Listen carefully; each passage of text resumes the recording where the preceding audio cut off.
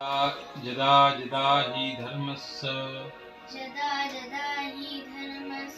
ग्लानिर्भवतु भारत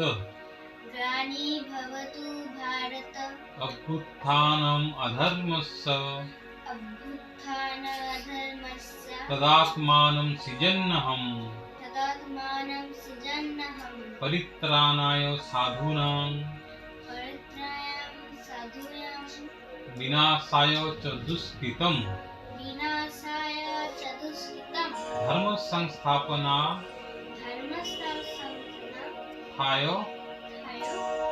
संभवानि युगे युगे।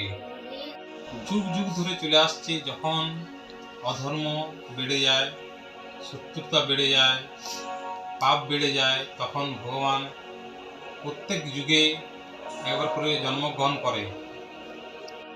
তাই প্রত্যেক যুগেই ভগবান অবতার নেই শত্রুদের বিনাশ করার জন্য। বাবা দেখো দেখো এসব কি সব চলছে কলকাতার আরজিকর হসপিটালে। এই ঘটনাটা আমি জানি। বাবা তাহলে তুমি যে আমাকে ছোট থেকে শিখিয়েছো, যখনই এখানে কোনো অন্যায় অপরাধ হবে তখনই কোনো না কোনো অবতার নিশ্চয়ই জন্ম নেবে। তাহলে কি হলো সেসব অবতার? কি হলো? তাহলে এর থেকে বড় অধর্ম আর কি বলতে পারো? না রে মা, কোনো কিছুই অসত্য নয়, সবই সত্য। তবে জানিস, এই যুগের লড়াইটা একটু অন্যরকম লড়তে হবে। এই যুগে যে লড়াই হবে, সেই লড়াই প্রত্যেকটা মানুষের হবে। প্রত্যেকটা সচেষ্ট মানুষ, যেসব মানুষ প্রতিবাদী করে, যেসব মানুষ সৎ এবং যেসব মানুষ প্রতিবাদের কাঠগড়ায় যে এসে দাঁড়াতে পারে, সেই সব মানুষের লড়াই।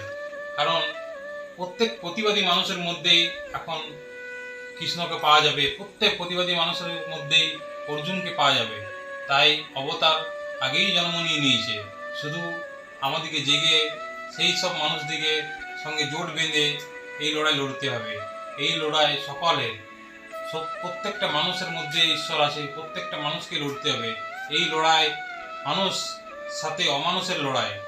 কারণ এই অমানুষগুলোকে যদি এখান থেকে মুক্তি দিয়ে দেওয়া হয়, তাহলে তারা যে অন্য কোথাও না কোথাও সেখানে আরও তাদের বীজ কাটবে এবং সেখান থেকে আরও অঙ্কুরিত হবে অজস্র নিষ্ঠুর পাপী মানুষ জন্মগ্রহণ করবে।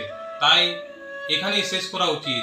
এই প্রতিবাদের জন্য প্রত্যেকটা মানুষকে দাঁড়াতে হবে এবং প্রত্যেকটা মানুষ যাতে এই ঘটনাকে সাক্ষী রেখে প্রত্যেক মানুষ যেন এগিয়ে আসে।